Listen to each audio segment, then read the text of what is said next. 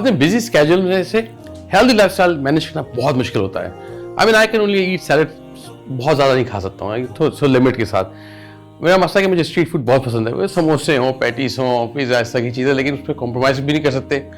आजकल मेरी ज़िंदगी बड़ी आसान हो गई जब से हिप आया है। अब ये यूएई, कनाडा, साउथ अफ्रीका और चाइना के बाद पाकिस्तान में भी अब ये आ गया है, तो आप आराम से इसको परचेज कर सकते हैं। इसकी खास बात ये कि इसके साथ 2 साल की वारंटी भी है। ना सिर्फ 2 साल की वारंटी है, आफ्टर सेल सर्विस भी है, और मजे की बात ये कि फ्री डिलीवरी भी है इसके अंदर। तो आई थिंक जिंदगी आसान है हमारी। 2 इयर्स वारंटी का मतलब है कि आफ्टर सेल सर्विस कुछ भी हो जाए वो फ्री है, और पूरे पाकिस्तान के अंदर की फ्री डिलीवरी है। मजे की बात यह है कि ये अमेरिका में भी यही मॉडल मिलता है।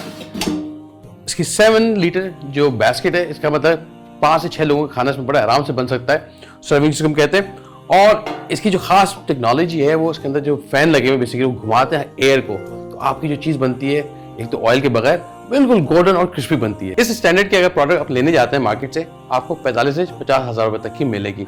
ये उससे बहुत कम में दस्तयाब है। अगर आप मेरा कोड यूज करेंगे 3000 में, तो आपको मिलेगा डिस्काउंट 3000 रुपए का।